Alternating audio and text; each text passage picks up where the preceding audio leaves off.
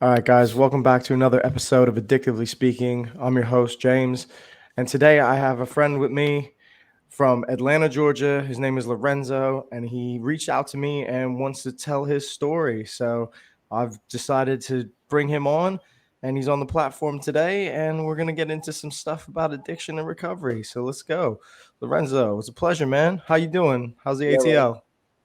It's another day, man. Nice and chill out here, warm, chilling on the balcony, enjoying That's what's sobriety up. as it is, bro. Yeah, man. That's what's that's what's up. That's what's up. Good. Another sober day, right? Yeah. Yeah, man. All right, man. So listen, here we go. Let's just hop right into it. We're gonna get into the first question is what substance were you addicted to? I was addicted to cocaine, powder form, but it's really no different than crack. For about 13 years, thought I could keep it together, functional, but eventually everything fell apart and struggled. Went through everything that any other person with struggling with addiction goes through, and here we are today, man. So yeah, Okay, okay. So you said it started 13 years ago, yeah? yeah. How did it start? What was the beginning of it? Where did it all Well, start? yeah, man. I ended up in a pretty fucked up neighborhood, man. I was witnessing a crack dealer sell crack, right? So I was still part time at my job. I was working, and I was on my own. I was real young, about 19, 20. Never had to pay bills before, so I had a weekly rent to pay, and the job wasn't adding up. So I was watching this dude selling crack, and I was watching all the cars come back and forth, and I was like, "Well, shit, I want to try that. I want to get some money like that." So I ended up buying some cocaine from him, and I did not. I grew up in a good home, so I didn't know nothing about selling drugs. I wasn't into that type of lifestyle or nothing. So goddamn, I bought some coke from him, and I looked up on the internet because I didn't know how to sell drugs or how to make crack. So I was trying to make crack. So I didn't want to ask him about it because it would have been kind of, I felt embarrassed, like I was buying some, you know what the fuck I was doing. I was trying to act all hood and shit. And I ain't that type of dude. So so I looked it up on the internet how to cook some crack and Of course, in of course, the as you do, you just Google yeah. how to make crack, and then there you are. The recipe comes up, right? Hell yeah, man. So I was trying to test the purity of it because I don't want to lose all the product of the coke in the water. So they was like, you supposed, you can taste it, which means bump a little bit of it, and Yeah, I couldn't stop after I did that. So yeah, and that start that yeah, started inst yeah, that yeah, started yeah. I didn't make inst it. instantly. Yeah. Oh yeah, yeah. That's some strong shit. It was some strong shit, man. I ended up making a crack. I think I bought an 8 ball and I was fucking with it day on and day off. And then after that, man, I just never stopped using it. And then years and years it progressed to every day and then all the other bullshit that comes along with it, bro. Yeah. Yeah, So yeah. you said you grew up in a good home, no Oh parental yeah. issues. You were raised in a nice family, yeah? Oh yeah. Yeah, man. Um, Yeah, I wasn't around drugs. I think I found a beer can and shit in trash can a couple of times. But other than that, I mean, it wasn't. I don't know where this so-called disease came from. I guess it was like the literature say it's a disease. So I mean, I just hit the shit and boom, there it went. And I've done plenty of other drugs after that, but I never had any problems with it. Hell, I fucking like 5 years later after I started. No, I think 6 years later I tried meth because been hearing it's better. I didn't like meth. I mean, that shit, it was horrible, man. My legs was falling off.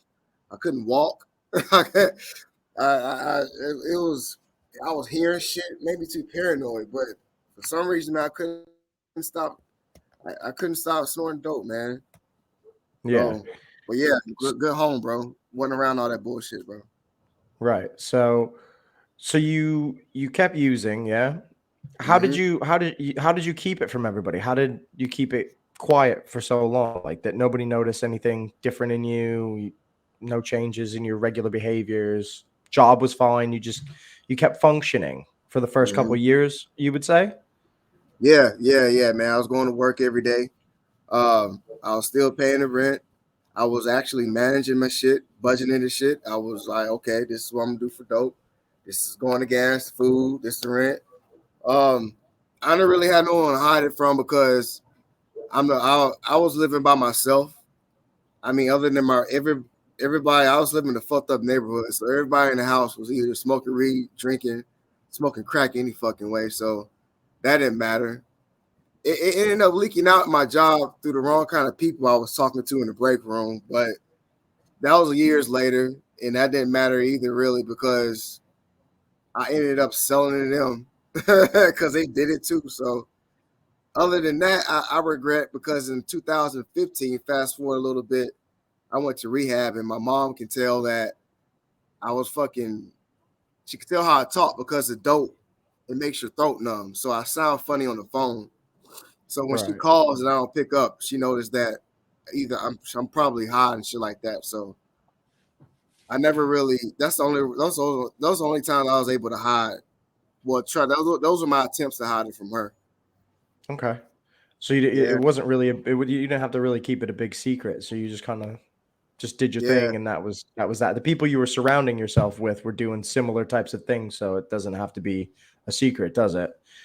You're just no, kind of out in no, the no, open not with at it. all, bro. It was a party, bro. As soon as we got off work, it was in the parking lot and shit. And then in my private life, I was around people that did it. I had one sober friend. I call him my sober friend. He was straight edge. I stole straight edge from Mod's son. He's a music artist. Shout out to Mod's son if you don't know who that is. But yeah, he's straight edge, and I should have hanged around him more, but I didn't.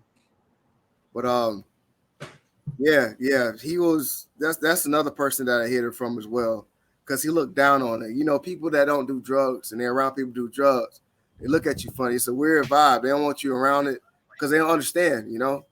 So, Mm, but in 2020 hindsight, yeah, in 2020 hindsight, I should have. I should have hung around. Once I began to notice it was a problem, then like when you first start getting high on whatever you do, it's cool. Everything's fun and shit. But then all of a sudden you're gonna realize like either you're trying to quit or you done lost something. You can't pay your phone bill no more. yeah, Whatever the case might be. Like oh shit, that's a red flag. You want to, yeah, you can't admit it, but it's in there like, no, nah, it ain't because of that, man. I still got my shit yeah, together. yeah, yeah, Man, yeah. oh no, I didn't. Exactly. I ain't no full of Yeah, uh, shit. yeah, Denial. and then the people and then the people you're around are like, no, no, no, man, it's cool. It's not a big deal. Oh, you can't pay your phone, whatever. It's not a big deal. Yeah. But like in your head, you're going, shit, I might have fucked up. Mm-hmm. But Yeah. You tell yourself the it's truth. yeah, but it's not admitting it to yourself. It's not accepting that and saying, shit, this is bad. You just kind of go on Yeah. with it and Yeah. let it keep going, you know? Yeah. For real. Yeah, So man. what are the types of things that like negative how did it negatively affect your life like when you were doing it? Like over a 13-year span, there has to have been a bunch of negative effects that it had on you, either physically, mentally, with work, private life, relationships. It had to have caused some disruption in it because nobody is like a highly functioning cocaine addict for a long period of time. It just doesn't Yeah. happen, does it? You start Yeah. like Yeah. selling your shit and like, Mm-hmm. yeah. So like, Yeah. what are some Yeah. of the like biggest negative effects that you can think of off the top of your head? Like some things that really, fucked you up. Yeah, man. Financially, of course, money, like you said, no one can keep it together. There's plenty of celebrities as you see in pop media. Just something off the top of my head, Scott Storch, big ass producer, cocaine problem. Lindsay Lohan. You can look up many Eminem. You can look up Yeah. all kind of people that's had drug problems because being rich doesn't make you invulnerable to the consequences of drug addiction. But me personally, it's more like on a back to the real world terms, showing up late to work, lying to your boss, hiding it from people. Physically, cocaine, I mean, running and shit, my allergies. Cocaine really don't has any physical effects like meth and some of those harder type opiates and synthetic type drugs and shit. Because cocaine's kind of natural, but it just fucks up your head. It's just a craving, and there's no medication for it. Like alcohol really don't really have any physical effects too, other than probably your teeth enamel and shit and um your liver, but physical Alcohol effects and then my yeah. alcohol you can withdraw off of I quite mean, badly. Actually, it's one of the yeah, most yeah, yeah, dangerous yeah, things yeah. to You need withdraw off that. of. But Yeah, that sucks. Yeah, I heard about that in rehab. What's the pill they give them? It's not Suboxone's for heroin addicts. It's a yeah, pill you I'm take not really. because the alcohol they get up with the shakes. It'll kill Yeah, the shake because they need to. When they get up, they're like, "Oh shit, I need a drink." yeah. But yeah, there's no medication for cocaine, man. Um, shit, personal relationships, man. I really didn't have any personal relationship. I was fucking around with a lot of hookers and shit.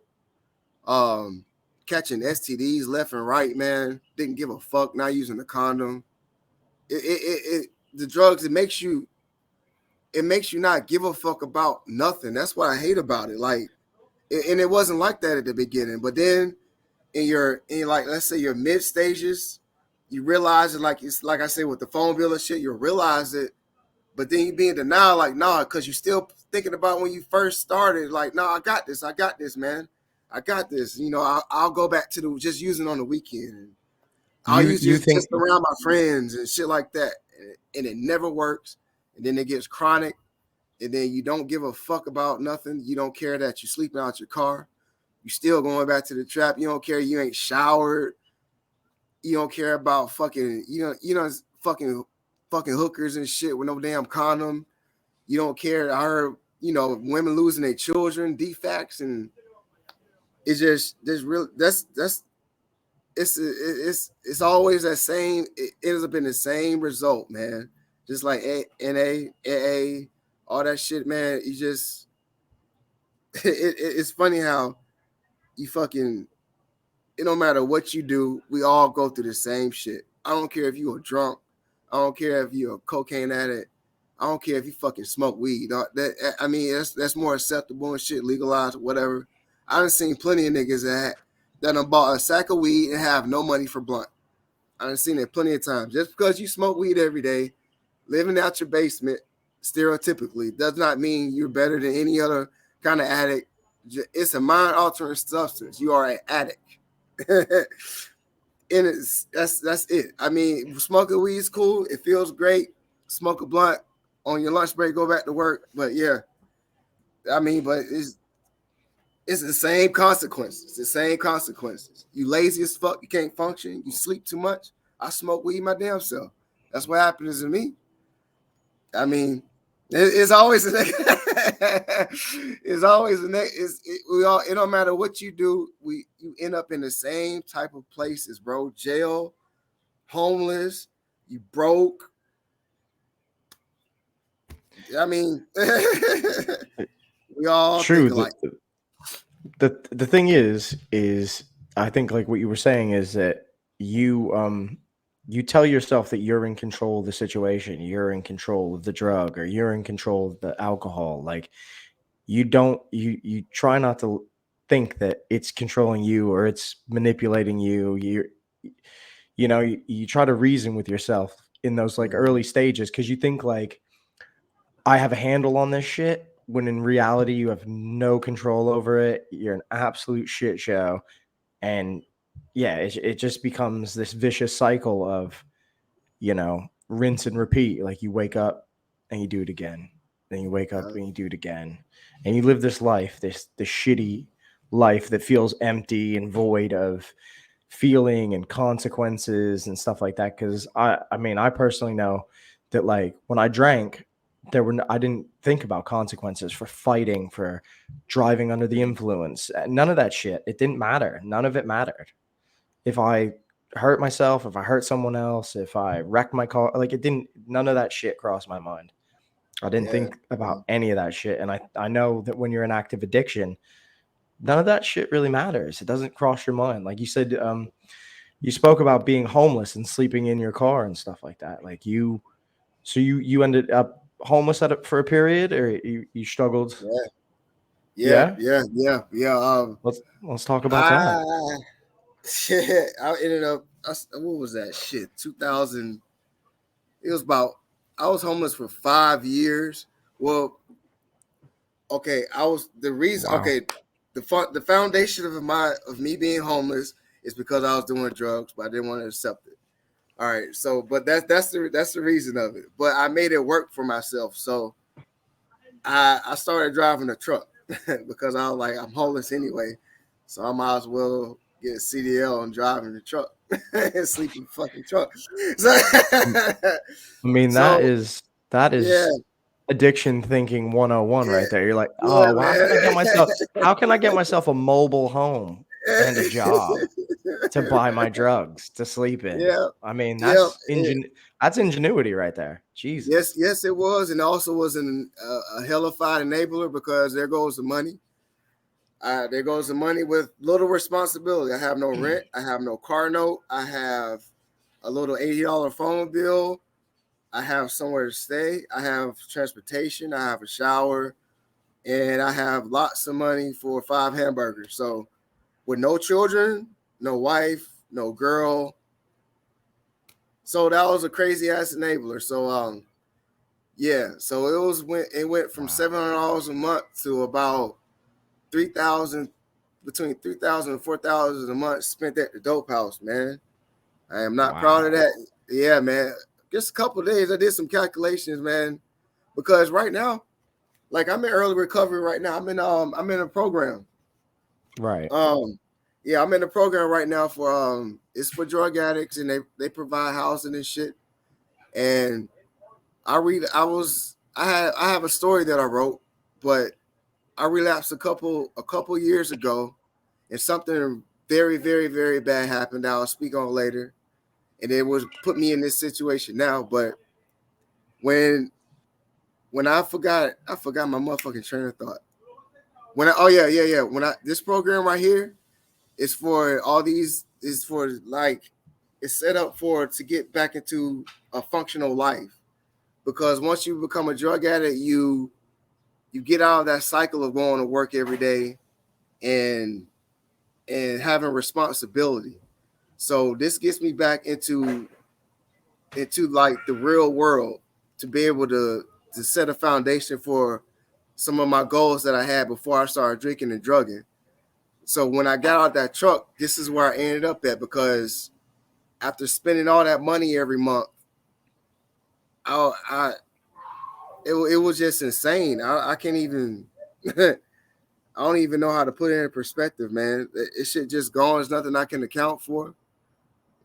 It was just a crazy ass enabler, but I'm gonna use that strength to kind of perpetuate some other people, some other addicts, because there's more than one way to do something, to stay sober anyway. I think, Yeah. yeah, man, Okay. So, you said you ended up in rehab. What were yeah. the circumstances on that? How many times did you end up in rehab? How many times Well, did you go? this 2015, I went. This will be my second time, including the one I'm Second. in right now. Okay, second time, including the one you're in Yeah, right now. Okay. yeah, yeah. And what happened the first time when you went in?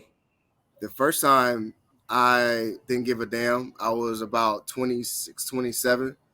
Um, when I went in there, it was very uncomfortable, man. Around a bunch of people I didn't know. This is the first time I've been introduced to the kind of recovery literature and shit like that.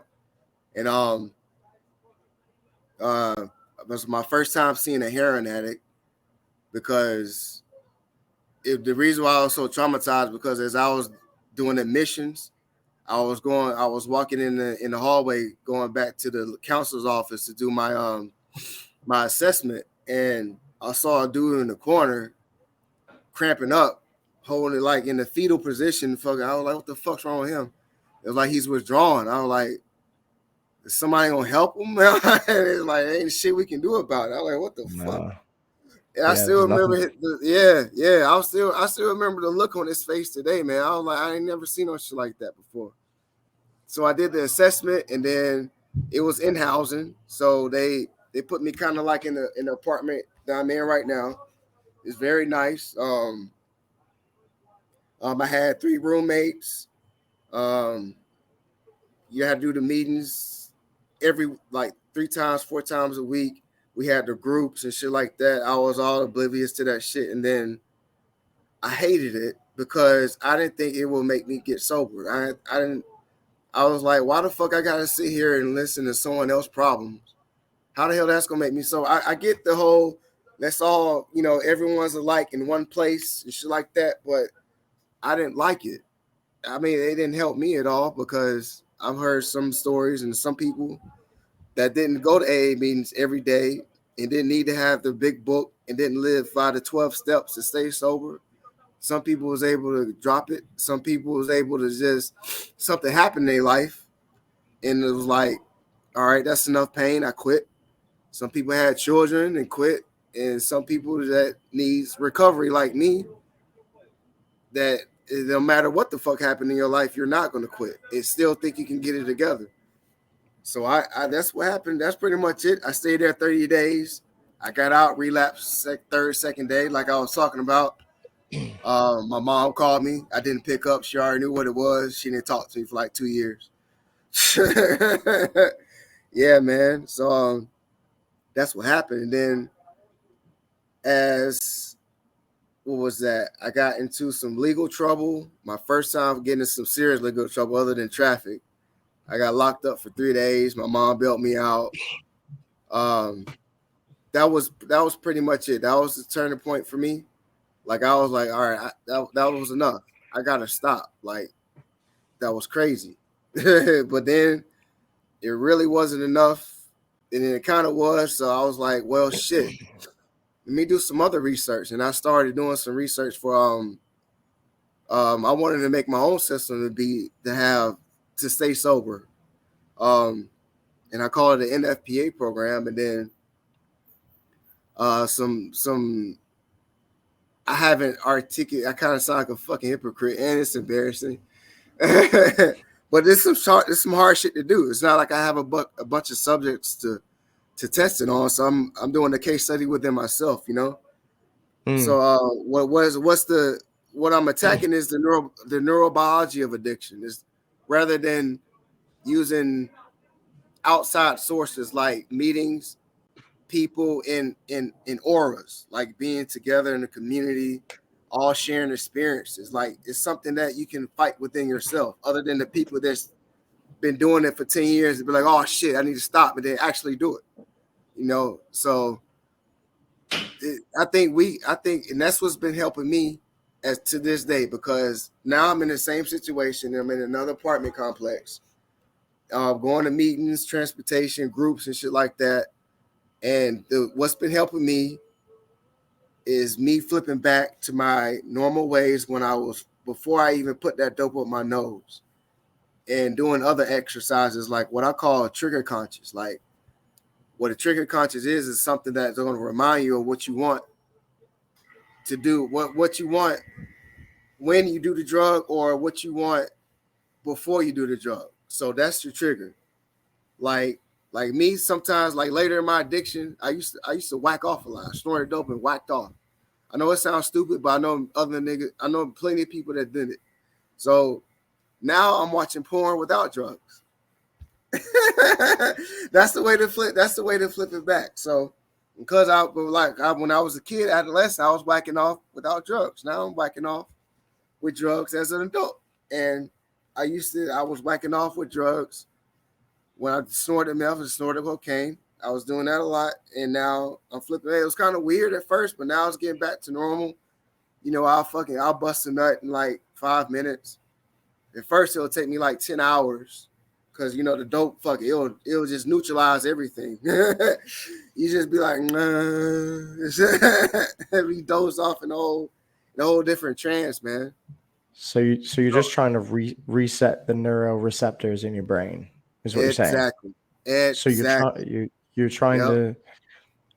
to go back to what it was before, right? Yep. So A hard I was reset. read I was reading about like the neurobiology of the cocaine addiction and stuff like that before the podcast because I just wanted to see what it said, and it definitely does affect your the pleasure receptors in your brain because of the way the cocaine it's a it's a very intense euphoric feeling straight away, instantly almost because it's creating tons of dopamine at one time.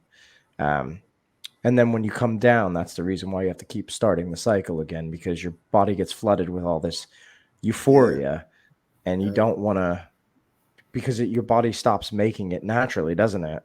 So Mm-hmm. the biology in your brain, your dopamine levels are end up being so low after continuous use of it that Yeah. you can't create it naturally or enough of it naturally that like things are enjoyable. So you don't enjoy things anymore.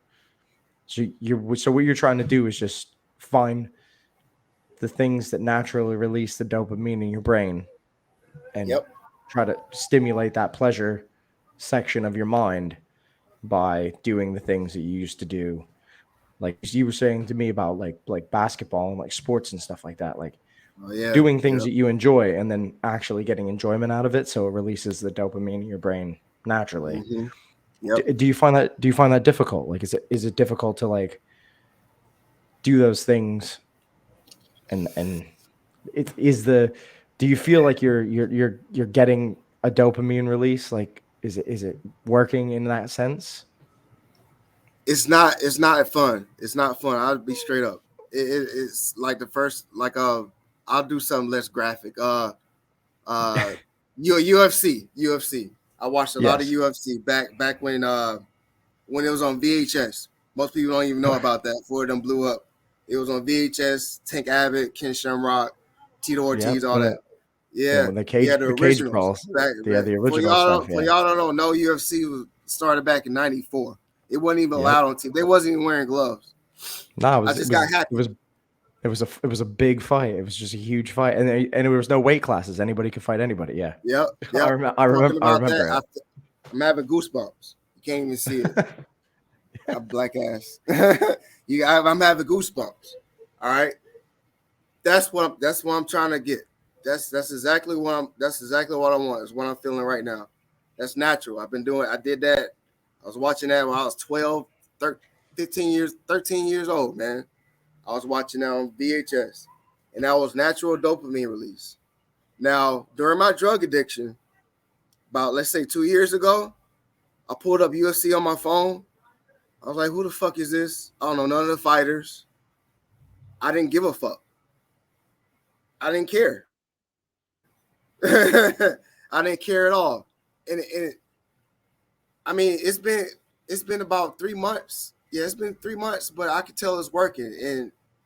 And from statistics show that it takes 6 months for your brain to heal from a compulsive behavior, a Hmm. habitual type of behavior. It takes you 30 days to learn it, for you to repeat it, and it takes you 60 days to reverse it or to make it back to normal. So that's I just got excited about with talking about that UFC, like, because I didn't even give a damn, because I tried. I was like, when I first started with this program for myself, when I first thought about the neurobiology, I was looking up the shit. I was looking at porn. I was playing sports, working out, looking at UFC, playing video games, and it was not fun. It wasn't fun at all, and it felt like an empty space, and I didn't care about it at all, and I knew it wasn't me. It changes you, man, and Yeah, it ain't cool. It should change you for real. It would change you, and it's hard to change back for people like yeah, me. Like, it's yeah. hard. So It it takes got time. started. Yeah, yeah. It got started at the root. Yeah, It takes time. It takes a lot of work on yourself, and think about the things that like trigger you into those old habits, or things that make you want to escape. And then because Mhm. it's easy to go backwards because it's comfortable, isn't it? It's easy to Yeah. go back to what you were doing, but it's harder to move forward and to figure out ways to not do what you Hmm. used to do. So, where are you at now? You said you're at a rehab now. Yeah. Yeah, man. It's called Inspire, and what they do is it's a nonprofit, and Okay. they have it's a program set up for people that's homeless, drug addicts, and have mental disorders. Hmm. Um, and they provide a work program. They provide housing. They provide transportation, and they also help you with your legal issues. They have pantries here, help you with food. They have counselors and therapists at your disposal. They have a church for us to attend to. They have recreational activities and also AA meetings. Man, it's real cool. It's dope. Shit like this is all over. You can research it. It's better than a normal rehab, and the best thing Hmm. about it is there it doesn't require you to have insurance. There's no Okay. money down. Yeah, man, they'll take you off. They literally take you off the street. And what this is doing, the reason why I chose this because it's long term. You got to commit to a 13-week program, and after that, you can stay in, and it's called Inspire Life. After that, you can stay, and you have to pay $550 a week, and you can get an Okay. outside job or continue working for the nonprofit.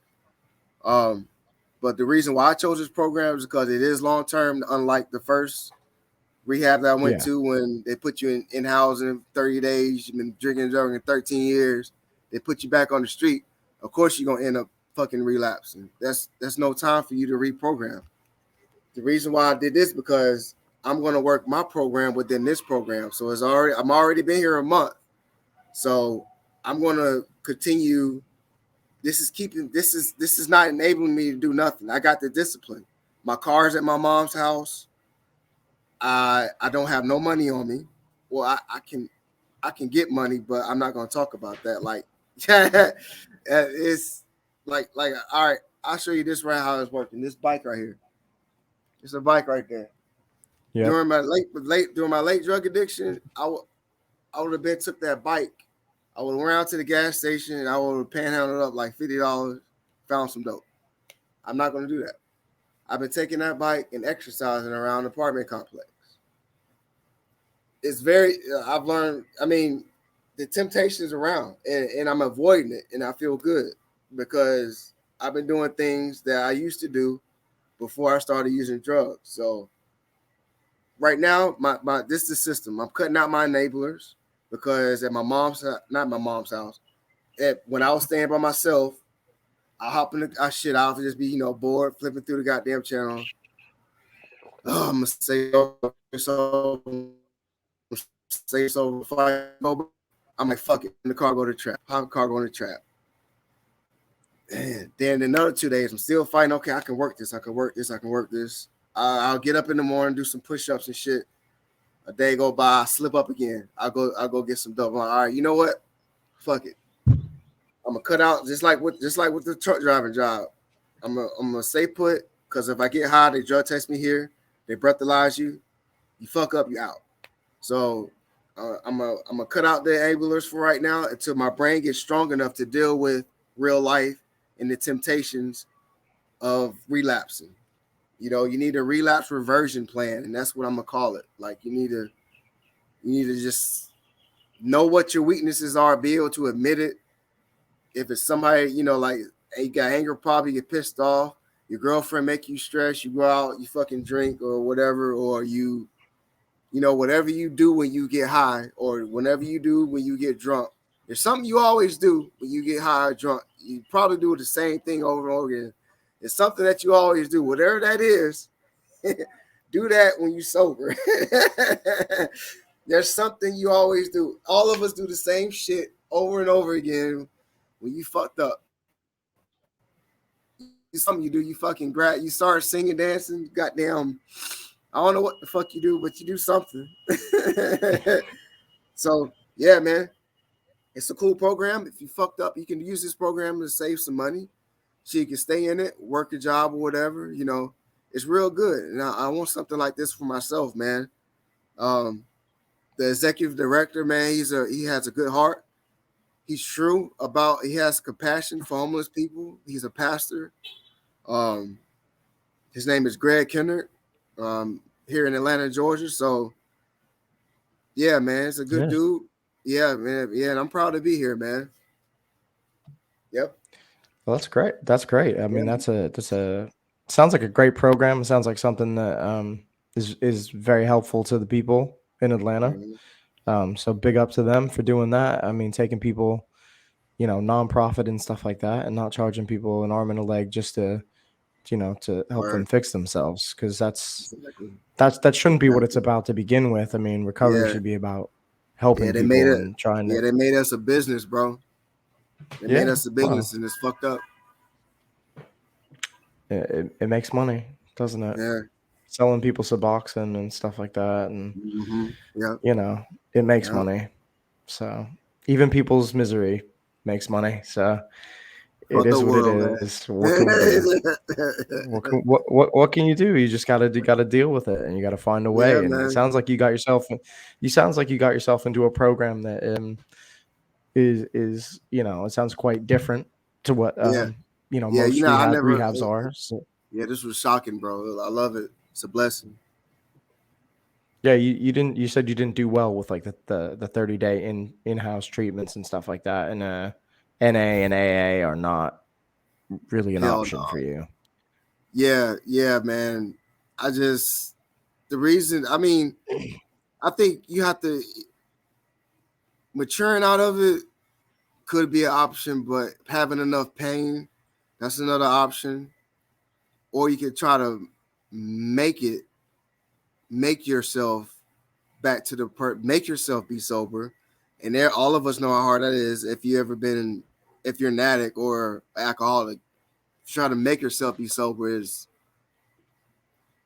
it's not possible to make yourself be sober. And I think that's what the rehab centers do. They try to make you be sober, and it don't work like that. It doesn't work like that at all. We already in denial as it is, and you want to try to make me. I mean, you have to learn to, and that's what my system does. And that's when you attack the neurobiology of it. When you learn to be sober, not trying to make me fucking be sober. Like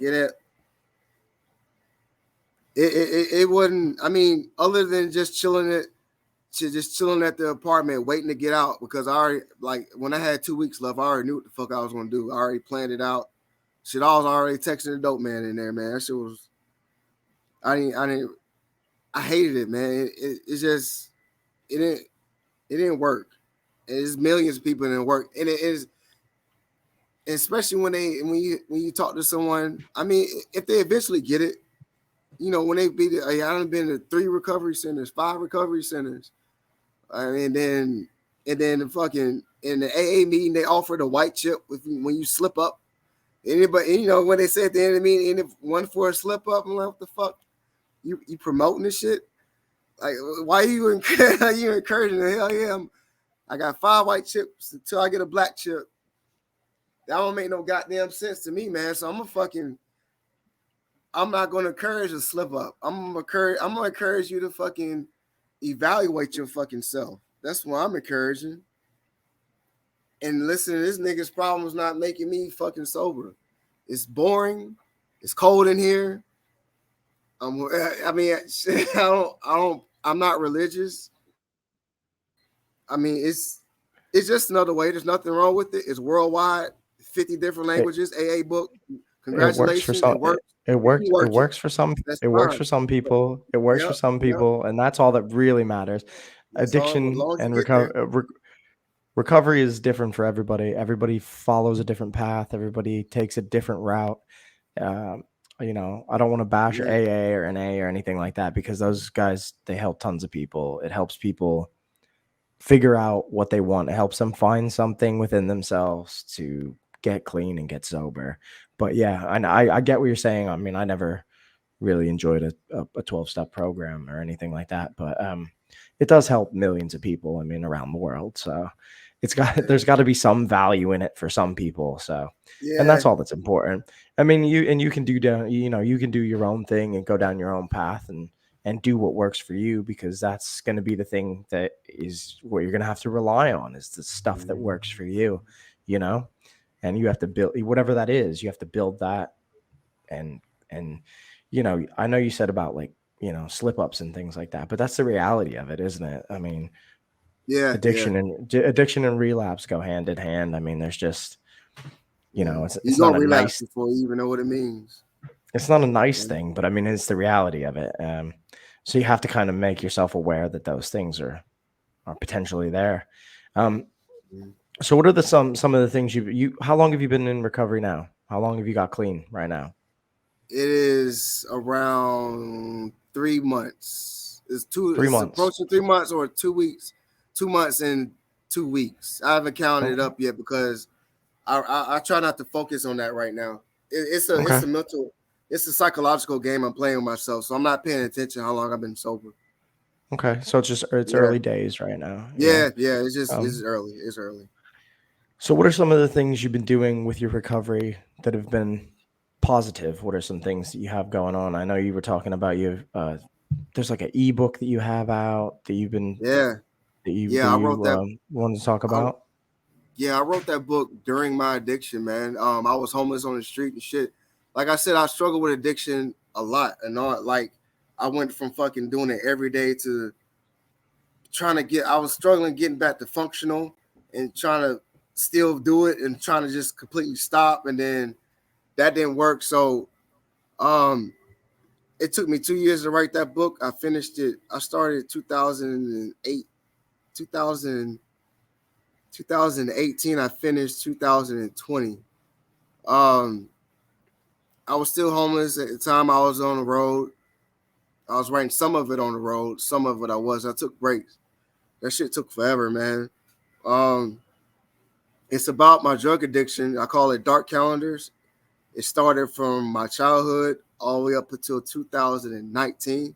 I'm going to make it a trilogy. It's a memoir, because I want to write about the experiences, what's going on now. Because, like I said, I've relapsed, and I don't want to sound like a hypocrite. So everything is being documented to prove that my system works for myself. Because, like you said, I'm not opposing the AA literature or the NA literature. There's just, here's a Burger King and here's a McDonald's. If you don't fuck with Burger King, here's McDonald's. That's that.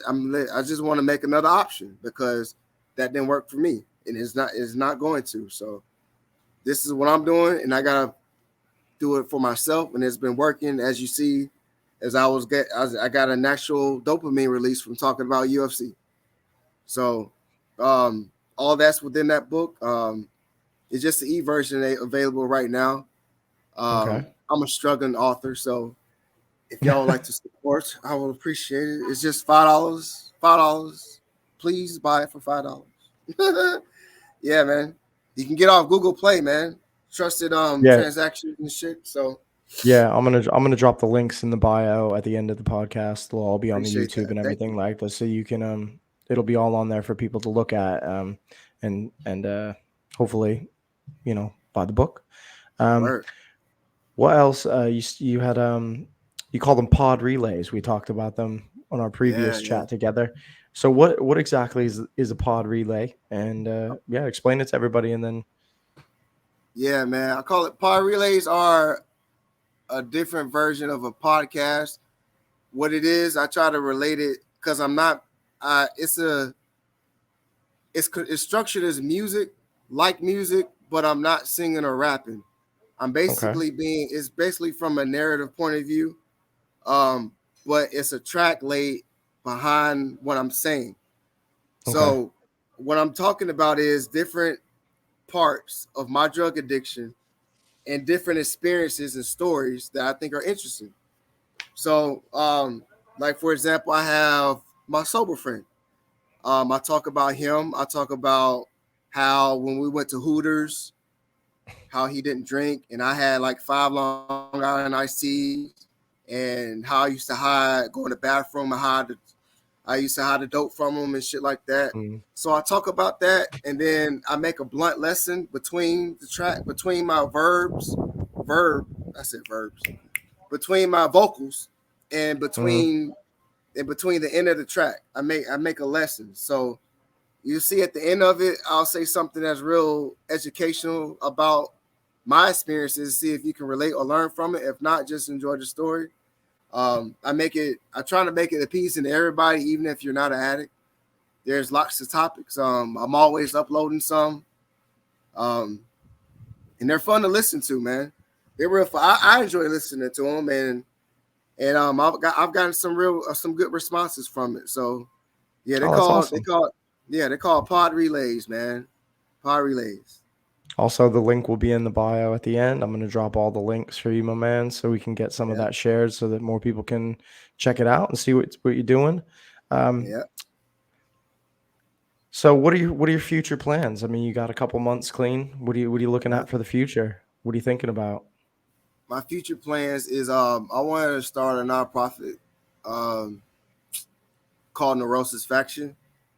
Um, I want to be advocate in this industry, man.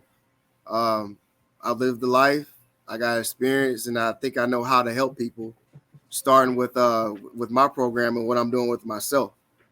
I'm gonna use myself as living proof. I'm documenting every day. My books documented. My power relays are documentaries. Um, so I think I want to be able to help. I want to be able to do this nationwide one day, man. Those are my goals, and hopefully global. Um, I want to be able to help homeless people. There's plenty of problems and issues that I ran into when I was homeless. Showers. I want a facility for showers, laundry, mail, all in one facility where homeless people can come, take care of their business, get your mail. You can use a computer lab. You can leave, go back on the street if you want. If you want to stay, there's places for you to sleep. I wanted like probably like another section or some duplexes or something that's not your average homeless shelter, fucking big ass room with some mats and shit. People stealing your shit at night and shit like that. I wanted something like more like a actual living type place, but also teach them to have an ethic about themselves because most people are homeless because mental disorder. Probably a good portion of it's drug addiction, alcoholism, and Yep. I think I want to be able to mold those people back into the real world and be able to function again and also um, be independent without fucking being out here on the street and shit like that, and be able to stay sober while doing it as well. Um, shit, man, I want everything good for addicts, man, because we're a piece of shit, and the world look down on us as a piece of shit. I'm tired of it. Um, drug tests, you can't get jobs if you fail. You get caught with it. It's on your record. You fucking I mean, people that don't use drugs don't understand, you know, and it's not fair that we made a bad decision and it fucks up our Your whole entire life life. Yeah. Your entire life. involuntarily. It's not like Yep. it's different when like fuck it, I'm gonna take a gun, kill somebody, I'm in prison for 25 years. It's different. Like if you just be like, oh shit, man, that's a beer. Hell yeah, my friends. When you're 21, and then now you're 50 years old, and yep. So yeah, man, those are my Okay. goals, bro. Yeah, Well, it seems like you got a big dream ahead of you to chase. yeah, So hopefully yeah. that will help you stay clean and sober for the foreseeable future. Um, dude, listen, man, it's been a pleasure having you on. Is there anything else you want to chat about? Is there anything else you want to discuss, man? No, man, we good, man. Anybody listening, if you going through it, man, um, just try to just do what you did. Think about yourself before you started.